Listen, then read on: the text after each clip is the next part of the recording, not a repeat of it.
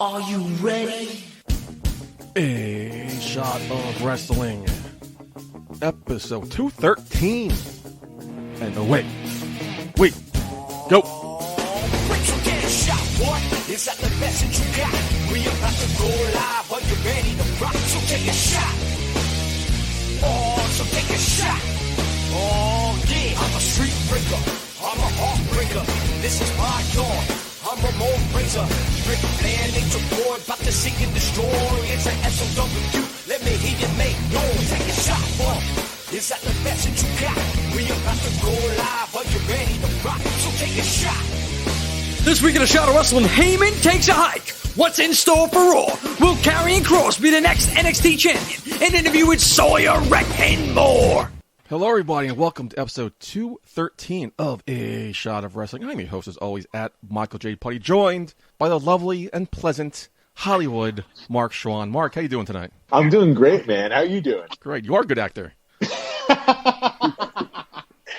I know when to turn it on. What can I say? Joining us tonight, a very special guest, a guy you've heard way back, almost 2 years ago, when we went down to Boardwalk Beatdown.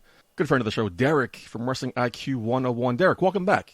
Hey, man, I'm glad to be back, man. Every time I'm with you guys is a party, bro. Yeah, right. That's how we do. Party it up. For sure. How you feeling? How you doing? How's Jersey doing?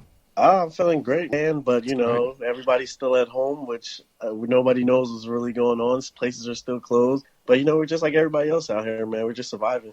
Are you guys, you're in phase 2 now, right? Phase 2 opening? Phase 2 out of 5. 5? So, oh, wow. Yeah, we got a 5. We got a 5? Yeah, we got a 5-step program going on over here in Jersey. So we're on step 2 out of 5 right now. Do you know what phase those are in? Like, what's the state of independent wrestling in New Jersey? Do you know yet? Gyms are not open, but I know we just started with barbershops. Oh, did you? Right there. Tattoo parlors. Really? Massage parlors, stuff like that. So get a happy ending while you're suffering. Hell yeah! Home. You could always use one of those. Yeah, for sure. So that's where we're at now. We haven't gotten to that part yet. Good. Actually, speaking of phases, I'm actually really excited because Long Island is in phase 2. And so I'm going to drive out there to get my hair cut.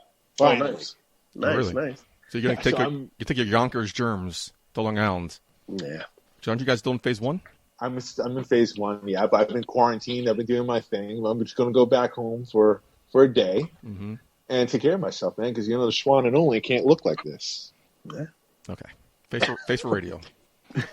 Derek's been 2 years since he's been on the show. Let's reacquaint you with our listeners by segment we call Getting to Know You, getting to know all about you. Got you 3 random questions. Try to get to know you more on a wrestling level, personal level.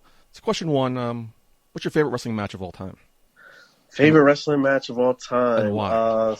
SummerSlam 98, The Rock versus Triple H ladder match for the Intercontinental title. I remember that one. It's my favorite match of all time. I love that match. I think it's just great. We talked about that match recently, actually.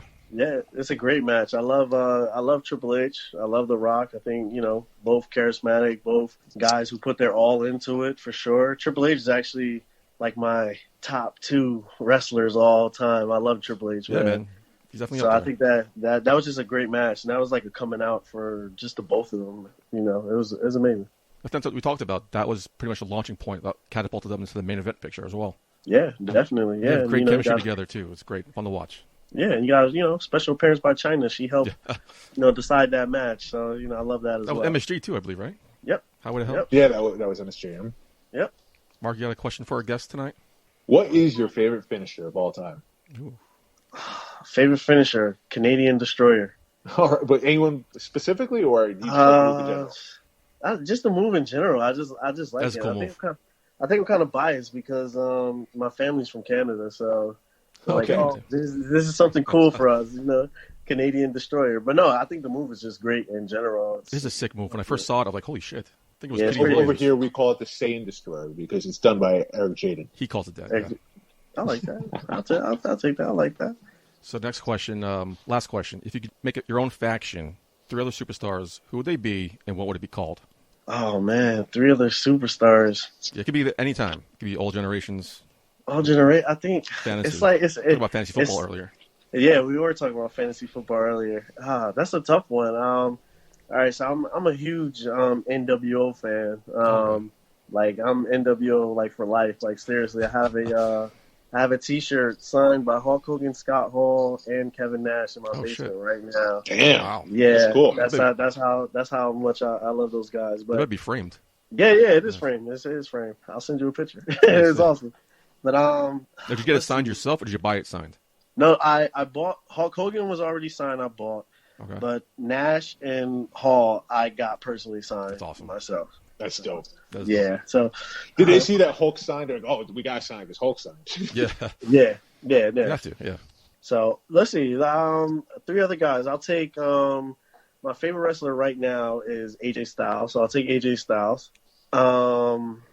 If I'm thinking about the future, I love Austin Theory, so I'll take Austin Theory. I had him in there. Great pairing. So then you had one more other person. You need somebody that's old. We're like the new evolution here, so I'm going to take Triple H. He's going to be the guy that's going to mentor all of us. So I think that's a good group right there, man. I'll take it. The name, I don't know. We'll give you time. We'll give you time for the name. You can think on the name. Yeah, okay, there we go. I like that. It's funny you pick Triple H as the old guy, so he's the Ric Flair of Evolution now. Like you figure out how the people evolve. Yeah.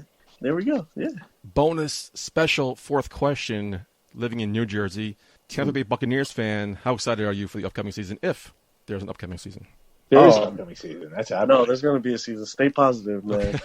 You're talking about J Putty. You know who you're talking to. Staying positive. I'm a Dolphins fan, so don't tell me to be positive. I'm used to being in the Stay Dolphins. positive. Hey, man, I'm a Bucs fan. What you think?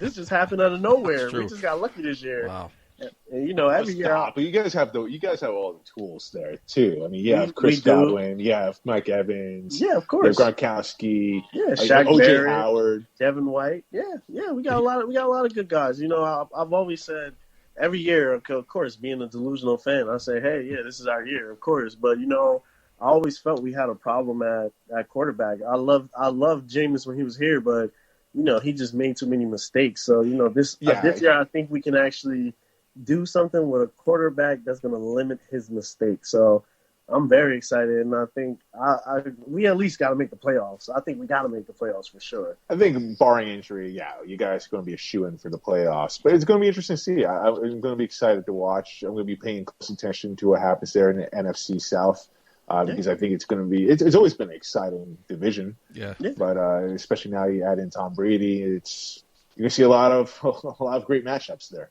Yeah, man. I hope so. I hope we go beyond my expectations. Gronkowski was just icing on the cake. I didn't even expect Gronkowski. So. I don't think anybody did. That came out of nowhere. I don't necessarily have big expectations for Gronk. I mean, you have a guy that's like 2 years removed, the wrong side of 30, injury problems, and a coach that doesn't like to use his tight ends. Mm-hmm. I don't necessarily see a big year for Gronk, but with all the other factors in there, it's going to be a good year for the Bucs. It should be at least. And I'm personally excited, in fact, because I'm a Jets fan and I don't have to see Tom Brady ever again. So seriously. Good riddance. There you go. Yeah, that was good. It was good for you guys. Good riddance. Good for the Dolphins too. It's good for you, Mike. Too. Yeah. See the Jets swandering in fourth place. I get the battle for maybe first or second. I'm good to go. I'm excited. What planet are you on? Jesus, this is a whole new putty for me. Oh man. Now, do you think Gronk's upset loss to R-Truth will affect his confidence on the field? No, not at all. I'm like, wait, what? 100%. 100%. Not at all. That's a whole nother world. He's like, what? I'm pretty sure he's not even thinking about that right now. Because I was in WWE? What? Yeah. When did that happen? I signed a contract. Right? What happened? I was drunk. Yeah, seriously, right? Seriously. I fell off a 2-story balcony. What? Yeah. That was awesome. Anyway, on that note, let's get into some news. Guys, ready? Oh, wait. I have a question. Because Derek, this is the first time me and you were talking, especially on the air here. I heard a rumor that you had a kissing session here with Victoria. Is this true? Yes. This everyone's dream, I guess you could say. You actually have a WWEF / diva actually give you a kiss. So it was actually in Atlantic City at Boardwalk Beatdown. We're actually doing a live Instagram with a shot of wrestling. Me and my boy Andrew, and we were talking about everybody was there. So the headliners for the event were Sting and Goldberg. And when we brought that up to Victoria, she made a comment like, "Oh, Goldberg is a crush of mine." And then, me just being, the charming guy that I am, I was like, oh, that's so amazing. Like you used to be a crush for me when you used to wrestle. So, she was like, oh, that's so sweet. And she says, give me a kiss on the cheek. And then, I lean in for a kiss on the cheek, and she literally turns and kissed me right on the lips. No way. Yeah, right on the live. So, Lucky son of a bitch, yeah. Oh, my God. Okay, everybody was hating, but, she was kiss her? Yeah, oh, no, of course, Victoria, bro. What you talking about, man? I had to ask. No, it was great. I love Victoria. I talked to her the day after, too, at the convention. Her table was, ironically right next to ours, and, it was great. She's a great girl, and, she was just awesome that whole weekend. She took a picture with our shirt on for the podcast. I remember that, yeah. And everything. So, she was amazing that whole weekend. She was awesome. She choked out Green Man. That was great. I think I have a picture of that somewhere. She's an awesome woman. Yeah. I still have a picture of it. Don't worry. Why haven't I seen that pic? I'll send it out to you guys. That's got to be the flyer for this episode. Oh, man. But, wow. So, all right. Nice little walk down memory lane, yeah.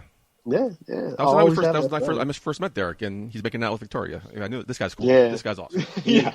If that's the first time I'm meeting someone, like, dude, I want to hang out with that dude. Yeah. You don't want to hear the other stories from that whole weekend that we had, but, it got a little crazy hanging out. I don't even know if we have time.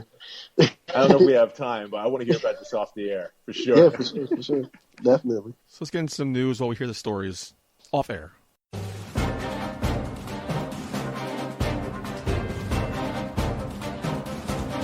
It's time for In the News with Michael J. Putty and Mark Schwab.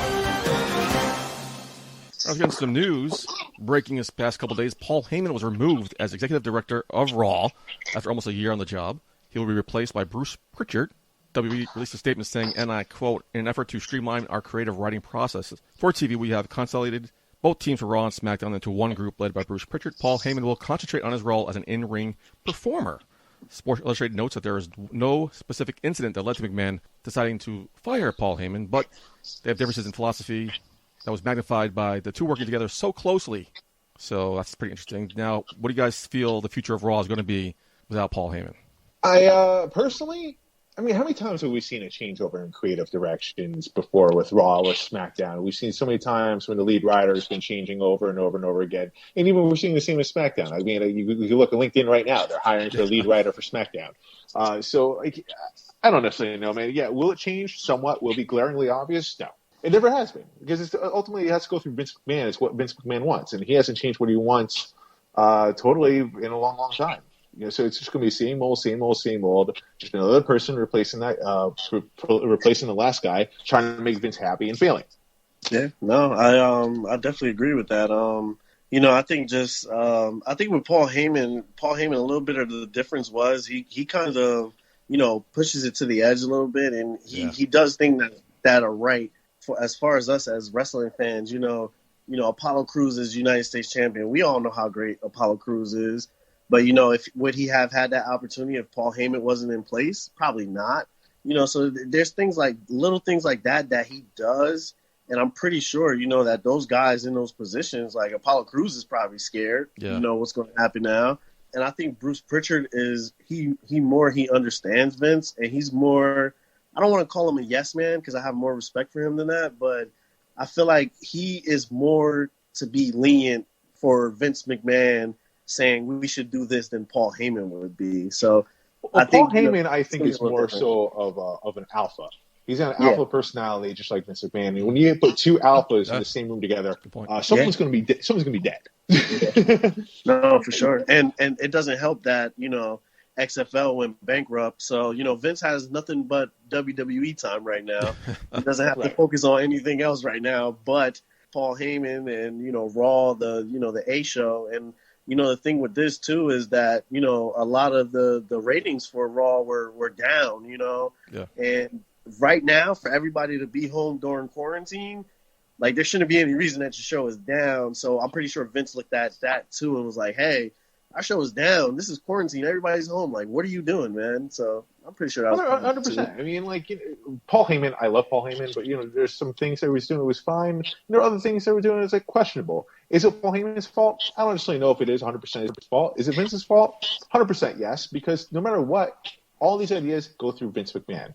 I don't necessarily know what Vince McMahon said yes to or no to, or what was his genuine idea or not. But, seeing week after week after week of seeing, like, Street Profits and the Viking Raiders doing these stupid contests together is lame.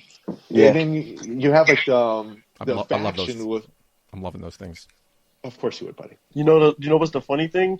Vince McMahon likes those things too. He loves those guys. They're entertaining. He likes those guys. And there we go. You need some lighthearted. You just answered my question. Right there. And then on top of that, you have a faction, a formidable faction there. You had Andrade, you had Garza, and you had Austin Theory with Zelina Vega. It looked like a surefire group of young, hungry guys, with someone that could talk with Zelina Vega. These people can go. You had them in the beginning of Raw, middle of Raw, end of Raw, and for what? For them to lose every single week. Yeah, I mean, I feel like you just missed major opportunities here, man. Like, I feel like they kept them dropping the ball. And on top of that, you're getting the same old every week. Andrade also the Paul Heyman guy. Right. So, awesome. Sports Illustrated went on further to say pretty much what you just said, Derek. Pritchard was able to present ideas to Vince McMahon better than anyone else. Paul Heyman may have ideas of what fans want to see, but Pritchard knew what Vince wants to hear. So that's also a big reason why he has a job now. But, here, Paul Heyman will now be focusing on his on-screen character alongside Brock Lesnar. Brock Lesnar's done. We're going to see Brock Lesnar for a while. So do you think we'll see Paul Heyman get somebody else? We'll see another Paul Heyman guy, or is Paul Heyman basically No, done? I think we're going to see Brock Lesnar come back at SummerSlam. Really? That quick? Absolutely. No. Ratings are down. Yeah, of course. Yeah. What happens when ratings are down? You go to Undertaker. You go to Brock Lesnar. You go to someone else. That's what happens. Yeah, no, I definitely agree with that. And I mean, SummerSlam was what, second, third biggest pay-per-view technically behind WrestleMania. So it's like, you need your big names there for sure. That I think we can guarantee Brock will be there for WrestleMania. Brock will be there for SummerSlam. Those are two shows that we know guaranteed per year that he'll be at. But for Paul Heyman and, and all of this, he's working on his in-ring characters. Like what? You're making, 10 appearances a year? It's like, what do you mean you're working on your in-ring character? There's not much. That was just a nice way of saying, hey, we let him go from his duties. Yeah, let's be real, though. Focus on this. Is Paul Heyman crying about this? Paul Heyman never really wanted to be a writer for WWE. He didn't need it. He knows the frustrations dealing with Vince. I think he liked his backstage role of mentoring and giving advice and talking to these young guys, which now helping people. Which is now what they're scared of, that they're afraid he won't be there every week to help these guys out anymore. Well, he'll still be there as a talent, and then on top of that, he's got Heyman Hustle, his own thing, which he loves doing. So he doesn't necessarily need to be in a spot being a talent every week or being a writer. It seems like Paul Heyman is perfectly fine. Like, yeah, you don't want me to write anymore? Awesome. Oh yeah, I think he's definitely he's fine on a personal level. I think just him as being a voice in wrestling and being someone as sort of a mentor, that's what hurts him more. You know what I mean? He gave a lot of these guys opportunities, and he looks at talent, on a different scale than what Vince McMahon will look at talent as. For Vince, we all know he has his mold of what he thinks a superstar is, and Heyman, he sees those guys that necessarily it's not just a look. Like like we just said, I said earlier, Apollo Crews being a U.S. champion, that probably wouldn't have happened under Vince McMahon. So I think that's more. I think he's more hurt because he probably feels like now he's letting those guys down, and now this is going to turn their career as well for him losing his position. Well said. The news last week we talked about all the protests and movements going on. Well, Stephanie McMahon chimed in during an interview with the Female Quotient, saying, and I quote, "Well, it's not enough just to put out a statement and say you're going to do something. We've actually been doing a number of things across multiple sectors. We're also looking to partner with a few different organizations to really make sure that we're able to amplify and use our platforms in the best way possible. Because it's not enough to say, oh, yeah, I take a stand. You have to prove it. That's something I believe in wholeheartedly." Now, last week we talked about it. But when they released their statement, I think it was either you or Eric Mark that said, is it enough just to say something? They got to do something now as well. And here they are. They're actually trying to do something. I'm hoping now more companies follow suit. No, absolutely. I mean, yeah, it was me actually that said that. And, you guys did follow suit, agreeing with that. And it seems like Stephanie McMahon, I mean, yeah, she's a leader in there. And apparently, from my understanding, after with NXT Takeover, with what happened, Triple H had a very passionate speech in the back with the talent, talking about what's going on with George Floyd and the protests and Black Lives Matter. And apparently, he got very emotional talking about it, and talking about what action WWE is going to be taking here. Yeah, I mean, I think it's I think it's good. I mean, for me, being a fan and obviously being an African American fan of wrestling, there's a lot of things that I always see that happen in wrestling that I always feel kind of like it just brushed under the rug when it comes to race issues. When we talk about things like Hulk Hogan and we talk about things like Tessa Blanchard and stuff like that, and, a whole bunch of other issues, those are just, minor ones just thinking off the top of my head. But, for me as a African-American fan, it's just, I'm kind of happy that, the sport that I love is actually deciding to care about my people.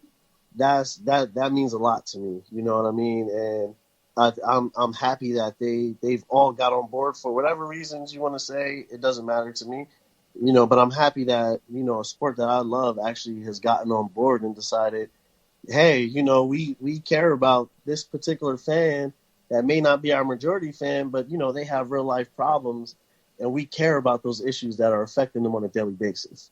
Yeah. Good to see them doing something. In other news, WWE reportedly had plans to do a Queen of the Ring event this year, but plans were nixed due to the coronavirus. The plans were originally floated last year, back in 2019, as a follow-up to Evolution. Now, there's no words if there are plans to hold another all-women's event once things get back to normal, but we'll keep you updated. Do you guys want to see a Queen of the Ring? And if so, who do you think should win it? So I've been calling for this for a while now. Have I not, Putty? I've been saying for a while I would love to see a Queen of the Ring. I want to see a King of the Ring, the pay-per-view come back, but specifically a Queen of the Ring, I think would be awesome. It'll be fresh. It'll be something that we haven't really seen in a professional wrestling with the women in a tournament like this.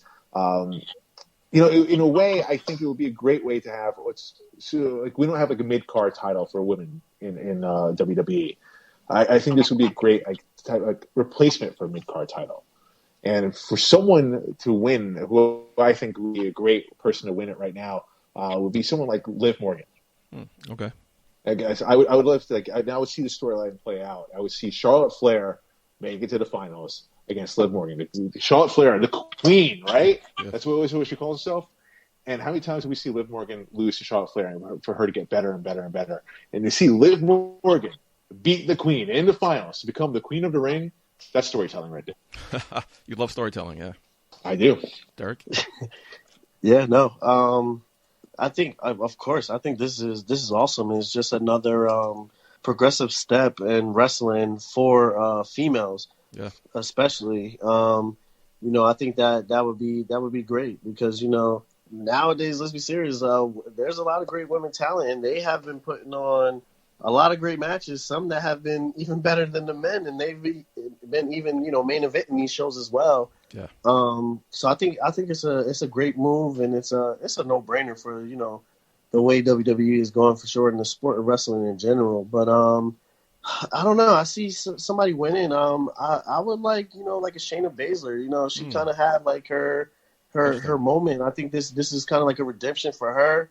I think for her, a lot of people see her as a legit threat. Like you see Shayna Baszler and you see her as a legit badass. You're like, I think she can beat anybody on the roster.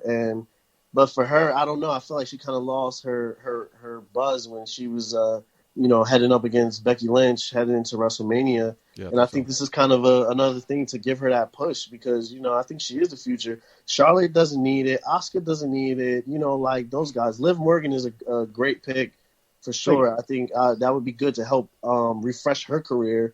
But, with Shayna, I think they already invested in her. So this is another investment in her to take it to the next level, and I think that would be great. My thing with Shayna, though, is, Shayna, she's not like she's young. It's not like she's a young rookie. She's new into the main roster. She's more seasoned than a lot of other people there on our roster right now. I think Shayna Baszler, what she brings into the main roster now from NXT, I don't think she's completely lost. I don't think she had good chemistry there with Becky Lynch. And, some even believe that Becky Lynch could have actually been pregnant during the WrestleMania match, which could have affected things as well. So Shayna Baszler, I think, I don't necessarily know if Vince pulling the plug too early on her or what, but there's something still there with Shayna Baszler. I see her more so being a champion before this happens, before her winning Queen of the Ring. Oh, yeah. I think that's a possibility. I think that's a real possibility. We can't discount that. And another person I would say that could possibly win this would be Sonya Deville. Yeah, that was my pick. pick. I was going to ask who your pick was, buddy. I just stole it from you. No, I think that's a legit pick too. Sonya, I think that's another person. You talk about refreshing her career. Yeah. Like Sonya Deville, I think that would definitely be big for her. But thinking about all of this, and it's like I think about what was that the greatest wrestler in the world tournament they did in Saudi Arabia, or I know what you're talking about. Yeah, so now you start to think like, hey, maybe what if they do something stupid and they like Stephanie McMahon wins the Queen of the Ring, and it's like I hope they don't do something like that, which they did with Shane McMahon. He was the quote unquote best wrestler in the world. The best in the world.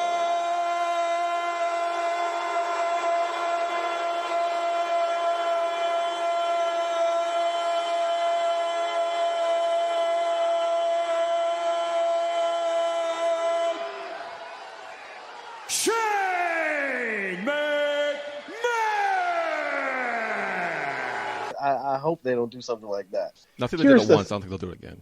They did it worked well. It was for a Saudi show too, which they tend to just like try to just appease the Saudi fans over there, and more so the prince, and collect their money and go.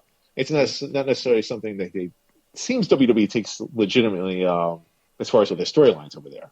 Queen of the Ring, though, let's face facts, it's not going to be a Saudi event. Maybe an Australian event. So many reasons. Definitely. Could be but I think it should stand alone as a pay-per-view, as its own pay-per-view. Just like how I think if they bring back the King of the Ring again, I think it should be a pay-per-view. Yeah. I hate when you see these tournaments play out over weeks in Monday Night Raw and SmackDown. It just loses its luster that way. I miss times when you see them, perform all one night. You see the same wrestler going through different time slots in the mat throughout the card, and perform like 2 or 3 matches, and by the end, both wrestlers are exhausted, but they're still giving everything they got, and it makes for great storytelling. As Putty said, I'm all about. It was Shayna Baszler, she was supposed to go into a long-term program with Becky Lynch as well after WrestleMania. That was upended, so giving her Queen of the Ring, if it were to happen like tomorrow, would have been a nice little Band-Aid of her on screen. We haven't seen her since. We haven't seen her since WrestleMania, I believe, right? Yeah, not that. We certainly Money in the Bank. Oh, yeah, we did see our Money in the Bank. That's correct. And she disappeared in that match. But at the end of the day, too, this could also be another, another check in the stat box for Charlotte Flair as well. Yes, so it's like, you know what I mean? How many times have we bet against Charlotte, and Charlotte ends up when you're like, no, they're not going to do it again. And Charlotte Flair, she always wins. I don't know. He's a big fan of Charlotte Flair. Mark is. I am a huge fan of Charlotte Flair. I love Charlotte as well. I think she's the real deal. Mm-hmm. It would just be like too obvious if she were to win the first ever Queen of the Ring. And I think WWE is smart enough not to go with something so obvious right away. They could tease it. Mm-hmm. And that's why I said, like, how awesome would it be if Charlotte Flair versus Liv Morgan in the finals for so many reasons, and for Liv at the upset win. That's what I see right there. I mean, personally, that's how I would book it personally. But I'm not a booker, so. Finally, in other news, Mark, good news for you. Your favorite show, Total Bellas, was renewed for a 6th season. So I'm sure you and your wife are excited about that. The show current season averaged 1 million viewers, up 9% from season 4. Yeah, it felt different this year with Artem, with that addition there. I haven't watched it yet. I've taped it. I just haven't got a chance to watch it. Yeah, I was going to ask you about that. How is that dynamic without John Cena here and her new boyfriend, this guy? I mean, the season before, they touched on life without John Cena. I thought it was very good. They changed production style of it. It looks cleaner, more fresh. It feels like an E-product. Okay. I was actually more compelled with Brie Bella and Daniel Bryan's storyline, what was going on with them, I should say, because, they're a married couple. I'm recently married. So, looking at that and seeing what the troubles that they've been going through, it is very real, with those two were going through, and seeing them overcome the things that they were going through was truly something for us to watch, for us to pay attention to. See Nikki Bella with Artem. I don't know, man. I'm not digging Artem. I'm not digging him.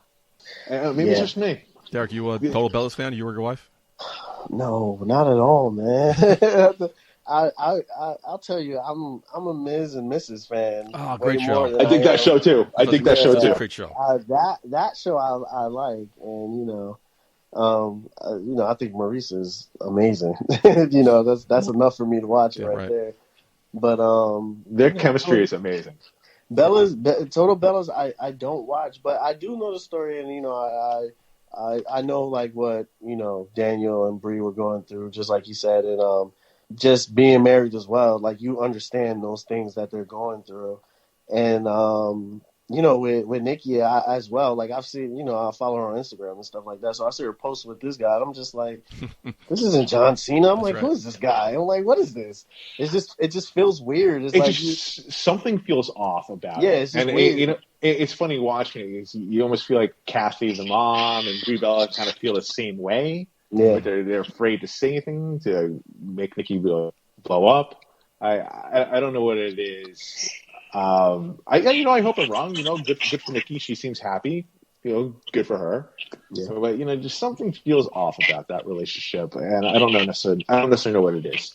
Mark, we have an interview this week. Yes, we do. So I interviewed. She is a deathmatch queen, I would say. She's a tough woman. But I saw a different side of her when I did this interview. Had a lot of fun with it. Guys, I interviewed Sawyer Wreck, and I'm just going to let it speak for itself right here. What is up, everyone? It is me, your favorite actor, the Hollywood assassin, Mark Schwann. And today, I am joined by a very, very talented woman here. I am here with Sawyer Wreck. Sawyer, welcome to A Shot of Wrestling. Hi. Thank you for having me. Always. Thank you for making time for joining us here via Skype, I have to say. Again, on lockdown. How are you holding up? I'm not going to lie. I've been better. I call this the phase of surviving, not thriving. We're just doing what we can to get by in these moments. Yeah, well, every day it seems like it's the same. It's different mentally, I feel like, and emotionally. Oh, every day just gets a little different, just a little weirder. Every time you look on social media, and things have been better. That's really trying to stay positive and like put a nice spin on the way that this is going. Like, super different. It's funny you say that, because I'm known to be a pretty positive person. So when people have been checking with me, I'm pretty honest, actually. I tell them, like, listen, I'm having good and bad days, but, overall, the important thing is to try and stay positive. So, we're human. Especially during like this, we're not meant to be confined to one space for, what are we, 2 months now? 3 months? Oh. Losing track now. It's a giant blob of time and days and Hot Pockets. Hot Pockets? I haven't had one in a while. I went to the store, and that was the only thing left in, like, the frozen food section. And I was like, that doesn't sound like a terrible apocalypse food. Like, I bet that could last. I'm sure it could. I think it was a solid investment, but there's also a reason it was left behind. Yeah, I mean, that's my philosophy, too. When I'm going grocery shopping right now, when I see, like, the last of something, like, there's definitely a reason for that. Like, this is the only brand, Aquafina, that hasn't been picked up. There's a reason. Yeah. All right. Except for toilet paper. I'm going to snatch that real fast. Ooh. Okay, this is probably not the best. I've been stealing a lot of toilet paper from my mom's house. I know, and I haven't been telling her. That's the thing. And she's not going to look, because I'm not going to tell her when this comes out. Now, does your mom have, like, a surplus of it? She does, because she had 4 kids that, are out of the house now, and so she still buys groceries at Sam's. Like, she has 4 kids in the house. But eventually she's going to notice how much toilet paper, because I'm just like, every time I go to the store, I'm like, oh, I need toilet paper, and it's like not there. I'm like, guess I'll just go to mom's house today. The trick is save like 2 or 3, right? And then when she's starting to run low, hey mom, here's some toilet paper for you. I don't want you to have to go to the store, so I just got you. I'll bring you these. See? Oh, yeah. We're conspiring here. I don't know if this is a good thing or not. Sorry, Jan. We'll get right into things here. Now, you follow the news, I'm sure, in wrestling. You know, there's been quite a few WWE releases going on here. It seems like it's not ending. How do you think that's going to impact the indie wrestling world? Well, I'm really hoping that when the indie world comes back, they come out for the reunion tour. Well, for you, you would feel like it's more of an embracing moment, not necessarily like, oh my God, is my spot going to be taken moment. Yes, and I think that it's because I was brought into wrestling, like, fandom, predominantly, like, in Florida indies. And so I look at indies as, like, an embracing, like, I watched Drew McIntyre come back to Evolve the next day and have a, like, 30-minute match that tore down the building. And just really have that emotional tie with the fans. And that has always been something that, I don't know, as a fan and got me into it, hooked me. So you were a fan at that point. You weren't necessarily training to be a wrestler or wrestling at that point? No, I actually think was either a senior in college or a junior. Yeah. I made a deal with my parents that I had to get my college degree before I started training. Okay. What did you get your degree in? I have a degree in criminal justice with a minor in secondary education. Wow. So you're a badass. You'll tear us apart, and then you'll teach us what we did wrong. Absolutely. I will give you a scaffolding method on how to get better. We go from there. So going back to the whole being a fan and then going to the wrestling thing, would you say your perception of wrestling has changed, of course, then when you made that switch as far as like how you watch matches today in the indies or even at the professional level? Absolutely. I trained with the Dudley Boys at Team 3D Academy in Kissimmee, Florida.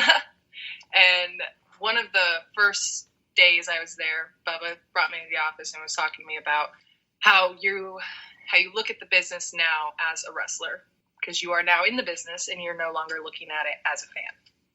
So give me an example then of like when you watch a match. I mean, like describe like, you know, what you would see as a fan and now how would you see that differently as a pro? I would see somebody trying to get an angry reaction out of me, and I would think that that person was a bad person, because how dare you yell at me, and that's mean, and he's probably not nice because he did that mean thing to me, and you know what, I'm going to boo him, versus, oh, that heel work, you know, he's got that reaction from the crowd, you know, you're looking at it to learn. This business is all about working with each other and learning from each other. So you take those moments to learn from them and learn from their techniques instead of, boo, you're mean, you know? So as you know, right now, you know, there's a lot of cinematic matches that are happening, more so than there have before in the past. What is your take on that? Do you think that's something that should be explored more in the future, possibly in the indie world? I think if the moment calls for it, I think that the WWE has certainly opened up that door into a whole different universe, which you knew that they would do something to make up for WrestleMania not being the same. So you knew they were going to bring something out. You just didn't know what it was. And so that was the coolest part about it, is that it was this crazy new thing. So I think that it's going to be replicated. I just hope that it's replicated well. Like, I'm rooting really hard for it. I just don't know how it would be utilized. Is it something that you would personally have interest in exploring? Absolutely. If somebody has a way to do it and a great idea, then let creativity reign. What would be your ideal version of a cinematic match for yourself? Oh, probably in a church. A church? So my dad's a pastor. Okay. Yes, and so that's the first, like, oh, we could have fun in a church. There are I mean, you could try to drown someone in a baptismal. Like, come on. That's pretty Duncan, epic. like, over and over. Just repent your sins. I don't know, some bad shit. Your dad's shaking his head for Oh. sure if he's going to listen to this. He doesn't follow me on Instagram, so I don't think he'll listen to this. I don't know if there's any indie promotions out there that could make that happen. I have access to a church. This church thing's going to happen, though. We need to see this happen now. Sorry, like, the biggest thing in wrestling is what we all get involved with as fans. It's like, we love a good rivalry. Oh, yeah. What do you look for as a professional in a rivalry? What are some of your favorites that you've been involved with or that you've even seen? Most recently, the one that pops into my head is Charlotte Flair and Rhea Ripley. I think that oh my goodness, their stuff was incredible. Their promos, the viciousness in their match, it was so great. It was so great to see. The match itself, I thought was amazing because sometimes, the rivalry itself is better than the match. We see that quite a bit. But I feel like in a way the match was a little bit better than the rivalry itself. Not to say the rivalry was bad, but, I felt it even more so when Charlotte won the NXT title and when she had the video package showing her how she beat the past, the present, and now she looks to beat the future. And I think that's great storytelling right there. Oh, I mean, next level, right? Well, what type of rivalries have you been a part of that were your favorite? I had a fun one in the beginning with one of my classmates at the dojo, Kylan King. We had a lot of fun matches that actually ended with no holds bar match at the end that ended with this big choke slam onto a bench because it was in a CrossFit gym. Oh, and that's been the most committed to a storyline that I've been a part of. And she's a great opponent. I love working with her, but want to slap her in the face and all that stuff. Now, who's someone that you feel like that you have the best chemistry with, that you love working with? Serpentico. He's also my trainer, so it's not really fair. But I love working him. I've worked him on a few Mayhem shows, and in the ring, he is fluid and graceful and very quick, and that's just a lot of fun for me to follow and be led through that match. He really challenges me, so it's fun. What are some key things that you've learned from him? You name it. How to roll, how to bump, tuck your chin, breathe out. Oh, for the longest time, I just held my breath through entire spots and then would be at the end I breathe. Because you're holding your breath. What are you doing? How long did you go through training before you had your first match? I trained for about a year, and then I got injured. Oh, no. I had a shoulder injury that took me out for a good bit, and then I came back. So all in all, it was about 2 years until I was able to go out and have my first match. Oh, wow. What was it like when you went back to training after being injured? Is it back to square one then? Oh, it feels like it. You gotta build up all those calluses, and your body remembers, but it's reluctant. And so those first few days back were brutal, but I loved it because, I've been chomping at the bits to get back, and you finally get to go, and you're just crying because you're not where you used to be, but you see those goals of where you strive to be and how far you want to be past that. It's fun, great for self-improvement or whatever they say. How was it, though, when you stepped in the ring for the first match? Because I remember my first time stepping foot into a ring in front of a live crowd. It was just surreal. I've been a fan all my life, and I was getting this giddy feeling, but of course I have to stay in character and not, be a mark. Was it kind of similar for you in a way, or? Well, okay, so my first that feeling was previous to my first match because I had a run-in chokeslam moment with Serpentico at Mayhem on Mills. So at that point, I wasn't 100%, and I actually got heat for it from my mom. She's like, "You could hurt yourself." Nobody wants mom heat. That's the worst heat you can get. No one wants mom heat, and I've gotten so much mom heat in the past few months because of the death match, and she's just. I'm really trying to placate her. trying to work her so that she's not so angry. But I had been in recovery for a few months, and I was just very down. And he asked if I wanted to do a run-in spot at the end of his match and give him a chokeslam, and yep. And that's the first time that I met Snoop Strikes. Oh, wow. So it was a big night overall. It was a very, very big night. And the whole time in the match, I knew I was going to go up, and I was just like shaking and like just jumping back and forth on my feet. Just like, it's going to be my turn. It's going to be my turn. This is going to be my turn. And then I'm going to do the thing. Yep. And they're doing their match, but then I'm going to come and then I'm going to do my thing. Like, just absolutely giddy. Oh, just the giddiest. No, yeah. I mean, that's pretty much the same song that was going on in my head, except I had to actually speak.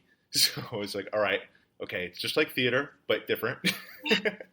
But a little bit different. Yeah, very much so. Same principles, but it's like different because in a way that, well, the fans they can talk back to you. Loudly. And, yeah, like, you know, it's not just like just a stage, like you're all around, like you're surrounded in there. Love it, yeah. Yeah, that was a different feeling for me, actually. I've never experienced that before. Was that very, like, intrusive for you? Like, how did that... Or were you just so excited that it didn't... You know, like, the first, like, the nerves were kicking in, and it was just like, all right, cool, it's showtime, let's do this. And I don't necessarily remember. I just remember, like, what I said, and that was it. And next thing you know, that was my first time ever, and next thing you know, it's 2 years later, and here I am. I'm still doing this. It all works out. Yeah. Wrestling is a way of doing that. It's addicting, needless to say. Oh, absolutely. Now, you were talking about your death matches, how you have mom heat for that right now. Oh, so much mom heat. Every time she looks at my scars, she just like... Is there any type of training, per se, that you would have to do differently when you prepare for a death match? Lots of childhood trauma, probably. Really repress that shit. No, I'm just fucking... Certainly there is training, I will say. It is not something I would suggest doing for your first match. There are so many tricks to this, and when I was lucky enough to have Alex Ocean walk me and be my first death match, so, you know, I'm lucky. But when he was talking to me about some of the things, and he was like, assume that you're explaining this to a kindergartner and nothing is obvious, down to the minute detail. And I think that's kind of the best thing that you can do is just talk. Right. Like, hey, when you come at me with the syringe, how am I supposed to hold my hand so that it goes through the skin? And then you talk about it. It's just all about communication. You make it sound so simple. I still don't want to do it, but it's a scaffolding method. How did I'll you get do it first. You watch me do it, then the next time we do it together, and then you do it by yourself. You say it with such a smile on your face, too. It almost seems enticing. And you know what? It really pisses Mom off when I talk about it and I smile, because every time I've talked about my death match or anything close to it, I just get this, like, giddy, gross, nobody's going to stop me on the street to tell me to smile. They'll probably come up to me and, like, tell me how nice I look and then try to, because they think I'm inviting, you know? Right. But little did they know. So really, it makes Mom angry. Does your mom or does your family in general? I know you're a family person. Have they attended your matches at all? Yes. The death matches or the regular matches? So the death match was not in front of a crowd, and they didn't know the location of it. Okay. Which really helped afterwards when I didn't have my phone and she was freaking out because I had a giant gash and she couldn't get a hold of me. So it was good that they didn't know the location. Oh my God, that's really good. I didn't just know maybe if she was like backstage or something or No, whatnot. I actually begged them not to watch the death match, but they did watch it on live stream because they're supportive parents. What made you get it? Was it something that you always wanted to do, or was it something that you were that was just like, hey, we have this idea? Nah, I wanted to. I talked about death matches since I walked into 3D. So that was always the goal. Not necessarily the goal, but it was definitely on the list.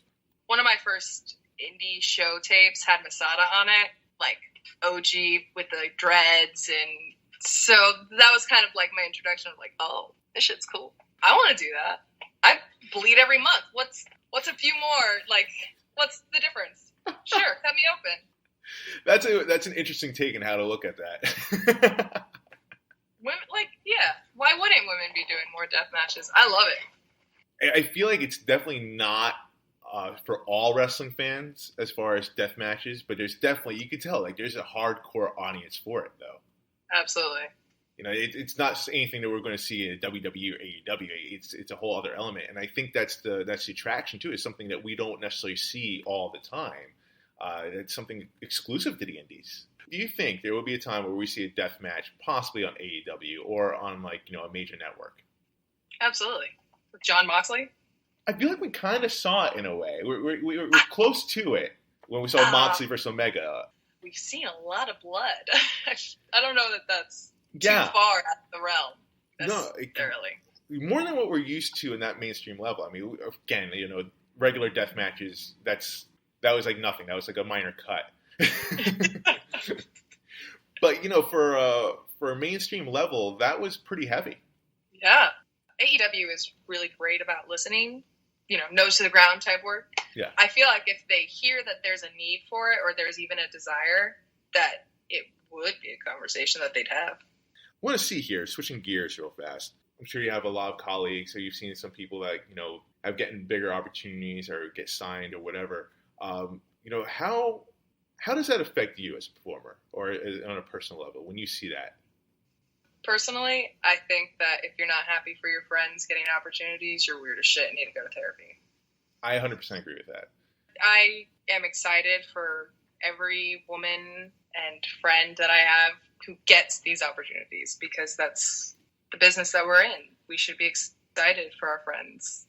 No, that's an absolute positive way to think about it. I myself work as an actor. I've seen some my friends and the people I've worked with, go on and do a Marvel movie, and it's exciting to see it. I get happy for anyone that gets signed. But in the artist world and the wrestling world, I kind of view them the same, because it's art, it's performing. Yeah. There is that negative stigma. There is some people that get jealous of things like that, and it can affect them in how they perform. I think it's important to be self-aware. So maybe even though you have those thoughts, first off, it's not necessarily what you believe. So if you catch yourself being jealous of somebody and maybe self-hate talk, right? I look at it as like the evil witch type, hunched over. You're like, oh, they got that, and then I should. But it's okay to have that moment and then reflect and be like, wait. Just because they got an opportunity doesn't mean I didn't get an opportunity. Right. We are excited for our friends. We are excited for people we support. Like that. Oh, of course. That is, and so even if you catch yourself, one has to think of it from a professional standpoint. Now that's another spot open.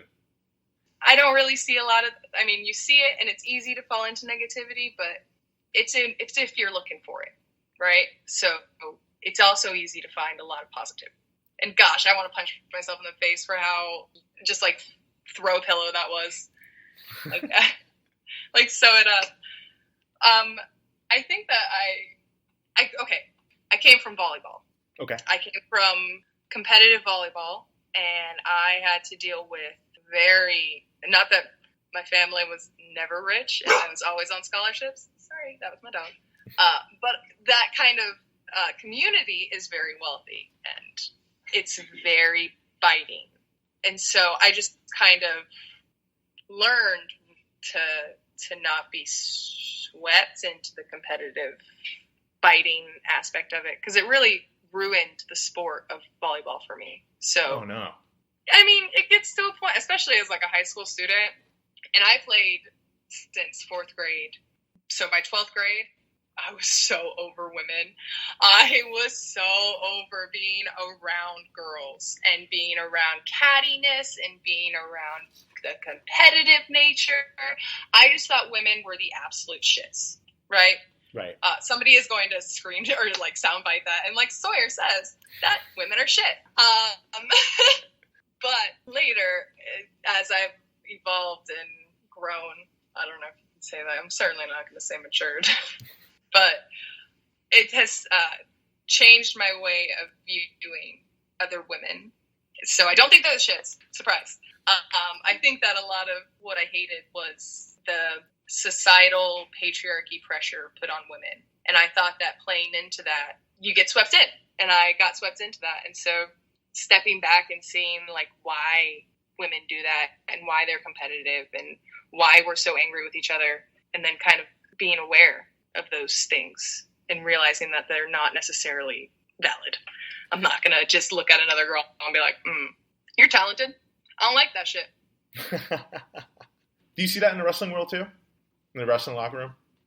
I try not to. Okay. Fair enough. Fair enough. I mean, yeah, it sounds like you've learned quite a bit from your background in volleyball.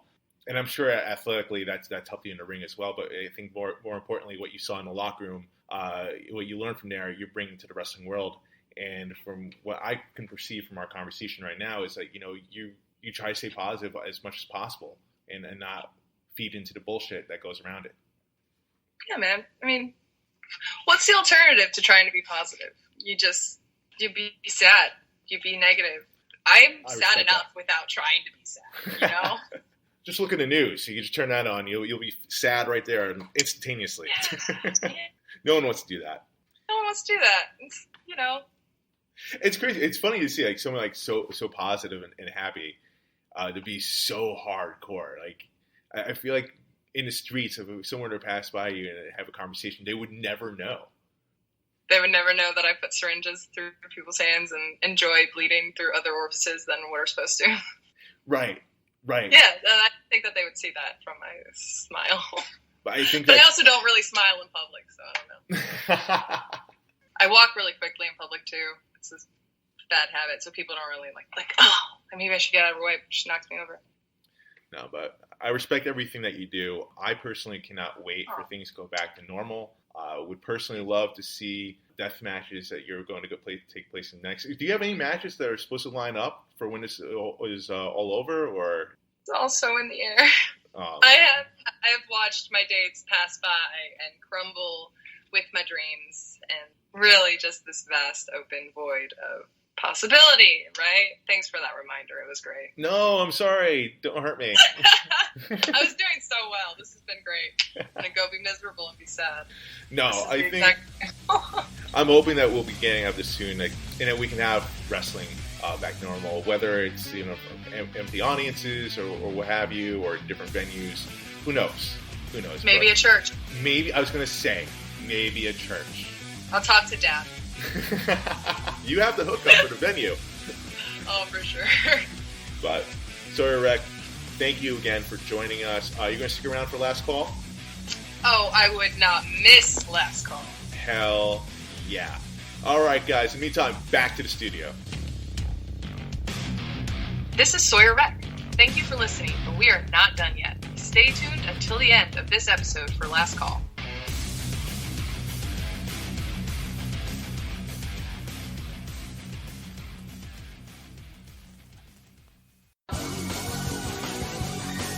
It's time for this week's TV Takedown.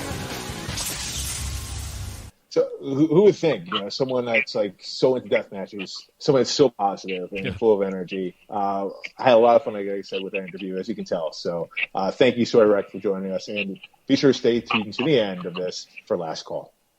Great job, Mark. Thank you, my friend. All right. A lot of stuff happened on TV this week. It was a pretty good week of TV. Mark, take it away. Yeah, so I don't know, buddy. I mean, I feel like there was some stuff that was good. I feel like it was overall a mediocre week in wrestling. But, the one thing that stood out for me the most, I have to say, was Friday Night Smackdown, was AJ Styles versus Daniel Bryan. That match, people call it a classic. It's definitely lived up to that name. The chemistry that they had in that ring, it was awesome. And, I feel like it solidified what we talked about over and over again about the Intercontinental Championship being like the workhorse championship. And these two guys, definitely workhorses, phenomenal athletes in that ring. And you know what? There were rumors that Daniel Bryan was going to win, and we saw AJ Styles was going to win, and obviously AJ Styles won. Either way, it was a toss-up. Both men deserved the right to be Intercontinental Champion. Yep. But, we got a great show there. Good pick. Did you watch Impact this week? I did watch Impact. 2 weeks in a row. Wow. Okay. We're proud of you. 3 weeks, I think, right? Or am I losing track? 2 weeks. Derek, what do you think of this week in TV? Oh, this week in TV. I mean, there was a lot of great stuff that took place on TV. I mean, for me, Io Shirai just winning that NXT Women's title. I understand we got a lot of moving pieces here. You're giving her option, and at the same time, we didn't make Charlotte look weak. Yeah. We move her to Becky Lynch's spot. It's just a whole bunch of moving pieces here. I feel bad for Rhea Ripley. She's still on the kind of like the losing end of all these things that's going on. But even though she's putting on, a lot of good matches. But for me, I'm going to be honest, man.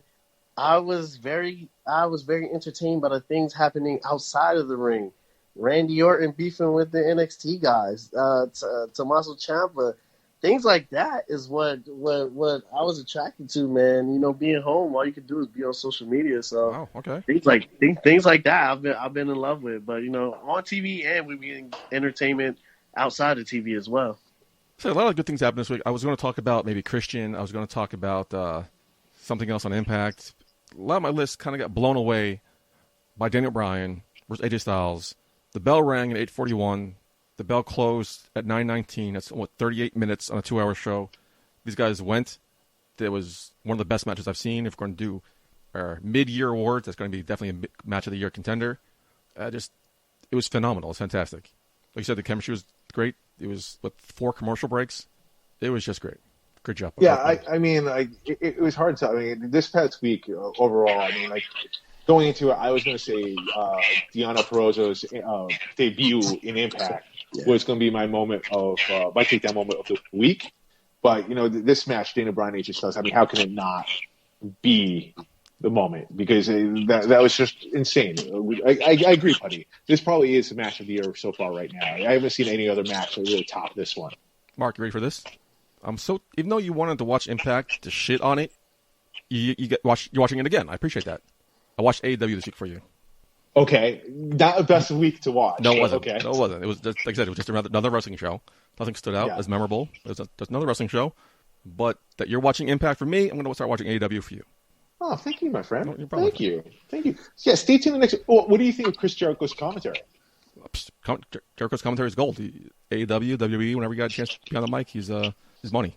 Oh, dude, I think he steals it. I think he steals the show there in commentary. Quick question before we leave. Rey Mysterio has been invited to Raw next week by Seth Rollins and his son. Is it too obvious that his son Dominick turns on him and joins with Seth Rollins? Because if you think about it, in the WWE Universe, air quotes, Rey Mysterio isn't his dad. It's Eddie Guerrero. So there's a storyline written right there. Like, you're not really my dad. Eddie Guerrero is. Is it too soon or too obvious? Or am I just my fantasy booking here?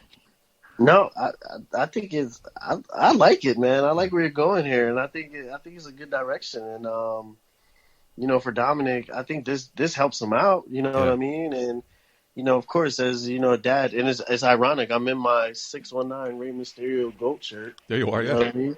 Yeah. So,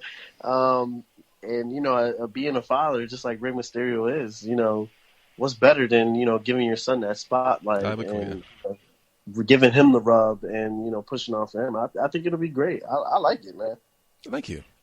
Will WWE go there? I mean, I haven't really seen them mention Eddie Guerrero in the storyline since the passing. But it's right there. It's right, like you said, Liv Morgan being the queen. Dominic is Eddie Guerrero's son. You never played off of that afterwards. It's right in the palm of your hands. We know it, man. We know it. I know. Can they Paul do Heyman would it, do though? that. I mean, Paul Heyman would do that. Do they have rights still to Eddie Guerrero's name? Like, if it's possible, if they do it, I mean, I'll pop for sure.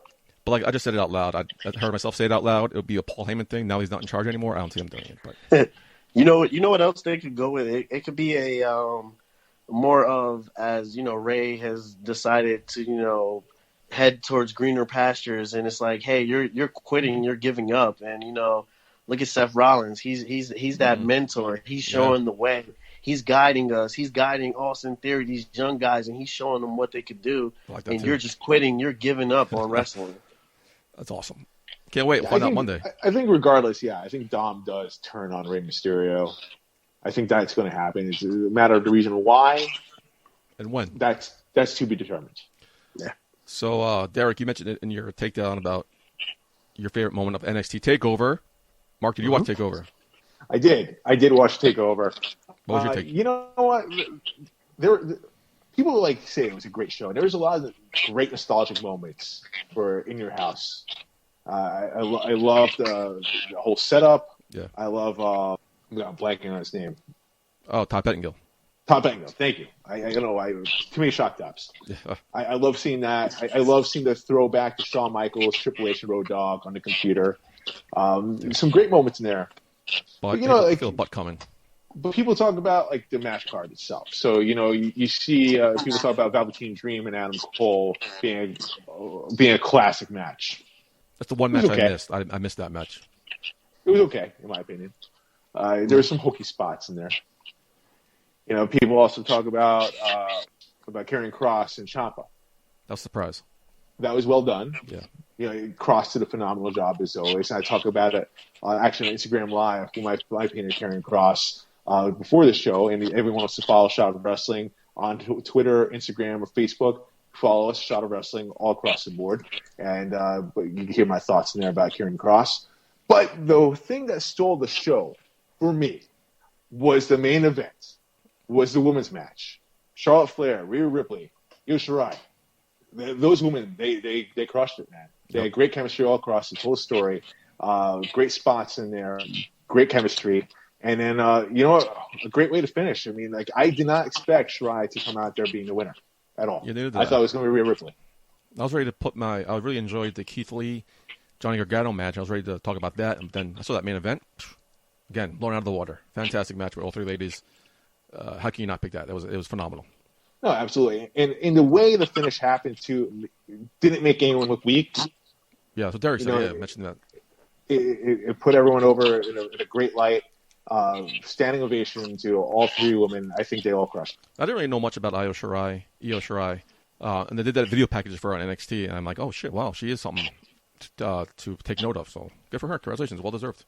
No, absolutely. And I think they had to do this, too, considering Becky Lynch is no longer in WWE, going to be a mom. Yeah. And so you have Charlotte Flair, obviously being the workhorse. She can't be all three brands. She's going to get hurt. So she has to drop the belt. She needs to come back to Raw. Go do what she has to do on SmackDown every now and then. She needs to be the face of the company, and they're wasting it on her being NXT champion. So she had to drop it. Well said. Anything you want to add for NXT Takeover, Derek, before we go home? No, NXT was Takeover. It was amazing. I love the whole concept of in your house. Yeah. Especially at this time. We're all in the house. Yeah. So I think it was a great concept, and I think all the matches are great. I loved Velveteen and Adam Cole. You like that match? I liked it. The thing I hate, and I hate this about all Adam Cole matches, is that Undisputed Era always has to get involved for every single match. That's the one thing I hate about it all the time. I think they could have did a great match. Adam Cole is good enough and believable enough that we know that he could beat Velveteen Dream without any help. We know that already.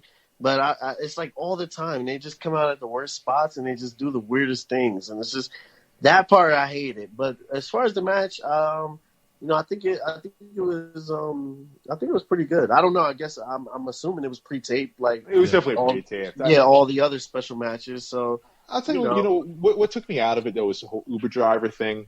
I felt like that was so unnecessary. I mean, I feel like there could have been a better way for doing it. If Undisputed Era came up like that, it's like in order Uber, it came out and beat the shit.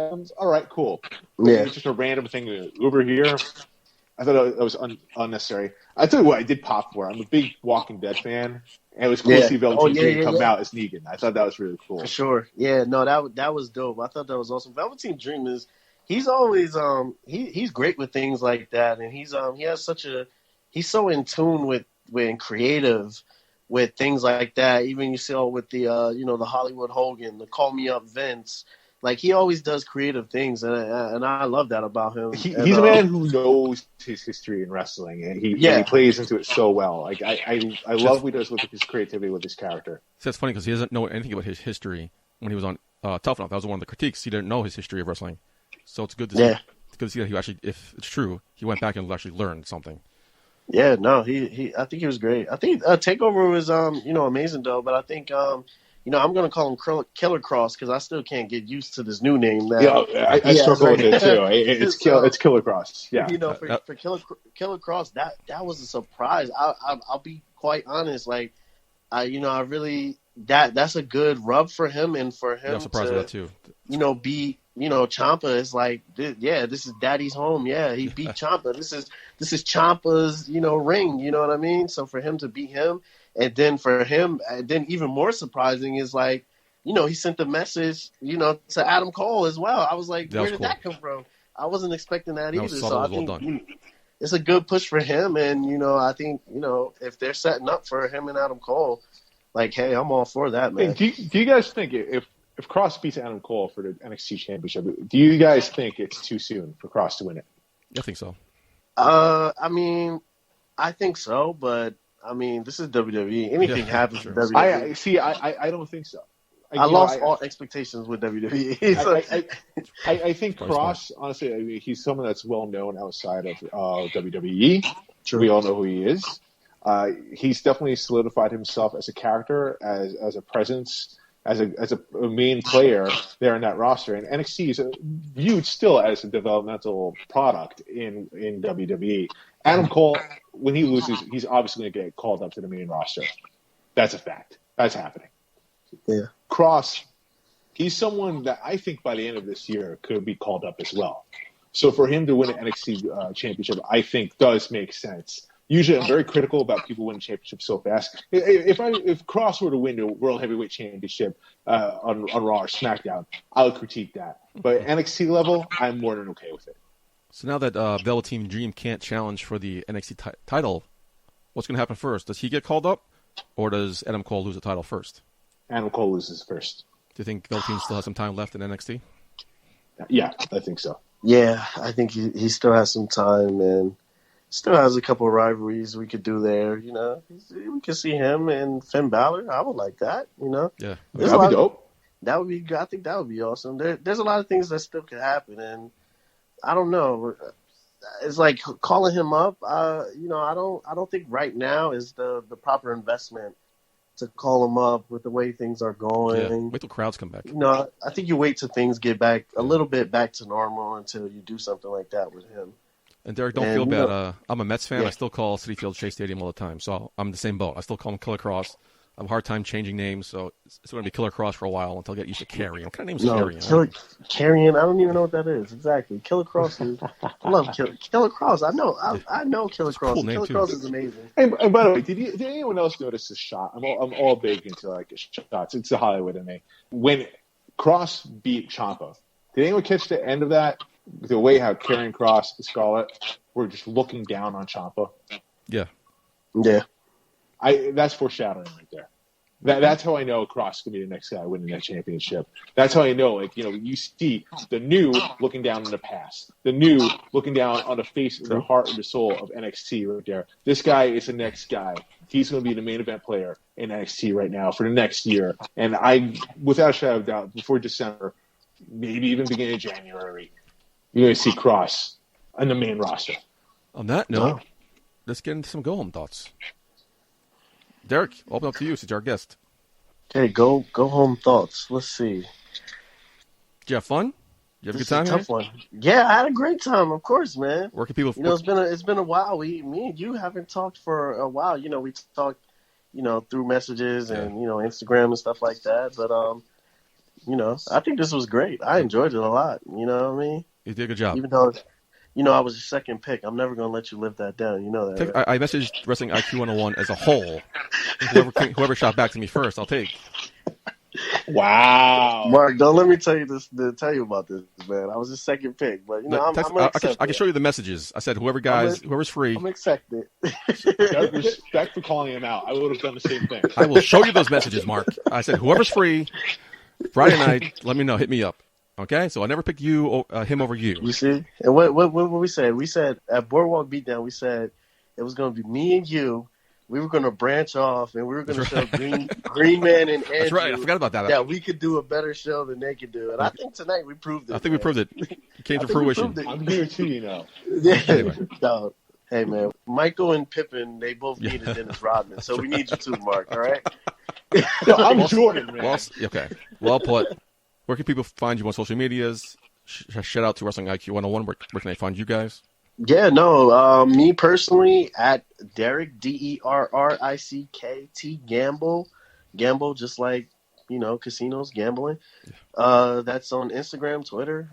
For, the podcast, me and my partner, Andrew Pace, Wrestling IQ 101. It's across all platforms, Facebook, Twitter, Instagram. You can find us on iTunes at Wrestling IQ 101. You can find us on YouTube at Wrestling IQ 101. And, we got a lot of great interviews that we do with a lot of great guys. You guys do a great job. Yeah.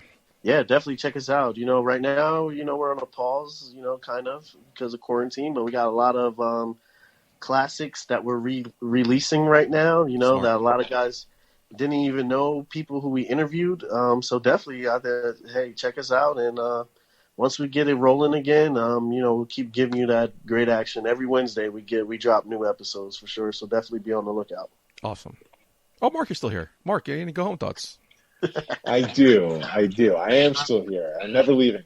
So Jedi Jack Yeti, they have a new design that came out. It's a pretty cool Shawn Michaels logo. Putty, I think you're going to like this too. I don't know if you've seen it yet. I saw it. It was amazing. Right? Beautiful. Oh my God. It's so money. So guys, the promo code is still continued, SOW25, for any purchases of $10 or more. You get 25% off. That's Jedi Jack Yeti. It's on their Instagram. You can check that out. Also, it's some upcoming shows coming. Indie Wrestling's coming back, guys. Really? Woo! Yeah. Okay. So June 20th, you have Titan Championship Wrestling. You have a driving brawl featuring my man, Rick Recon, the cyborg assassin, facing the Spartan Pitbull himself, Nikos Rikos. And yes, I do have a good authority that Vicious Vicky is going to be there as well. Dynamite match right there. And guys, be sure also, yeah, buddy, you going to say something?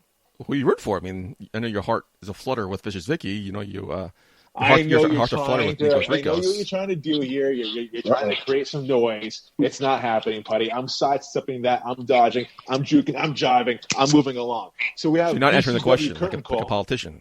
That's exactly what I am. Mr. President. BCW curtain call.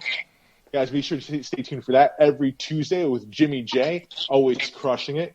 And then you have Wrestling Talk, written by Eric Jaden himself, the sexy assassin. He hits it up on Rockaway Times every Thursday. You can check that out on newsstands everywhere. And, of course, Outlaw Thursday, sponsored by Shot of Wrestling as well. Oh, and I almost forgot, ICW No Holds Barred, that's going to be returning as well, June 27th and July 4th, also sponsored by yours truly, Shot of Wrestling. And then next week, on episode 214, we do have a great interview coming out by the Green Man, who makes his return with the Buzzkiller, Pat Buck.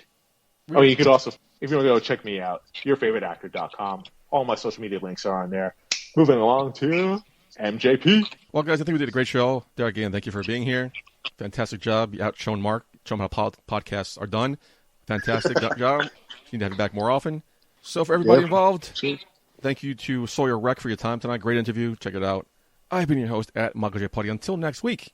Putty, yep. Ladies and gentlemen, at this time I need to announce it's last call at the bar. Oh. All right, guys. Thank you for staying tuned for Last Call. I am here with Sawyer Wreck. You ready? Are you ready for this? So ready. So this is... I don't know if you're ready. I don't know if anyone's ever really ready for Last Call, but we're going to go anyway. The lights are going down or coming up. That's Last Call. I drink. I know. Lights are coming up. Lights may be going down for some people. Some people, Last Call comes before the lights come up. So Exactly. All right. So getting started here. What is your biggest pet peeve? When people interrupt me, which I do it a lot. So it's like a self-loathing and noticing other people do it and like, I can't make myself stop hating every second of it. Who is your dream opponent? Dream opponent. Yeah. All right. I really would like to have a match with Maxie Impaler. All right. She is, that's it. Out of quarantine, that's the match that striving for somebody to book. Now, what's your favorite snack? Reese's. Pumpkin-shaped Reese's. Okay. What's the difference between the pumpkin and the say, for example, the regular? The chocolate to peanut butter ratio is just like slightly different. You also see it in the Christmas trees. You know, it's the seasons. It's just like a little happiness. I feel you. Now I want Reese's. Which fictional character would you want to wrestle? Oh, fuck. Harry Potter. Just get him to shut up. Oh. He needs to be punched in the face repeatedly by a woman. The way that he just like stomps over Hermione and gets all of the credit and worship because he's a white man and basic as hell. It's just very irritating. Yeah. Sign me up. I want to referee that match. What's your favorite movie? It doesn't really fit with the light tubes. I'm going to say West Side Story. Definitely doesn't fit with the light tubes. I know. Oh, it was so much worse because my first thought was Pride and Prejudice. So I don't know. Are we talking about the classic version, right? The original? Absolutely, okay. Any version. All right. Showing different side here. Really letting the people know who I am. And that's what we're here for. That's exactly what Last Call is all about. Yeah, man. Lights going down. Lights going down for sure. Now, what's your biggest regret? Probably listening to the patriarchy for so long about my height. Okay. So, as 6'2", 6'3" to 5, depending on what promoter you're listening to. Listen, if guys who are 5'11" are getting booked or billed as 6'4", I don't want to hear anybody complain about hearing me billed at something besides 6'2" after this. All right? Thanks. Hey, listen. That was a side. Some people think the build height is real height, so. It's fine. Just chill. But that was a really big struggle growing up because I hit 6 foot in middle school. So that kind of like being told to be smaller or kind of like implied that you have to be shorter than your partner, don't wear heels, like those kind of things. I wish that I would have said fuck off earlier. You know, a thing that could be considered a flaw, which is really your strength actually in a way if you think about it. You know, people are going to attack right away. You know what I mean? Yeah. Now, you know those mixed match challenges that we've seen on TV before? Who would be your mixed match partner if you had to go for one of those? That's a very good question. You're really on point with these. Thank you. Brain busters. God damn it. What's Gable's name right now? Oh, Shorty G. Out too. Huh? Shorty G. That'd be perfect. Shorty G. There it is. Shorty G. Bless his heart. He's such a good wrestler. He is a good wrestler, which is funny. What do you look for in a relationship? I have only had one. Wow. So I've been focused on some other stuff. But from that one, I am going to pull the biggest factor is my mom has to like you off the bat. I got past the mom test. That's a hard one for a lot of people. That's a hard one. And my mom is really nice. So when she doesn't like someone and she like kind of lets me know about it, and I'm not proud of this, I'll guilt her a little bit like, Mom, but you're being so judgmental. Like, and I feel like I shouldn't do that ever.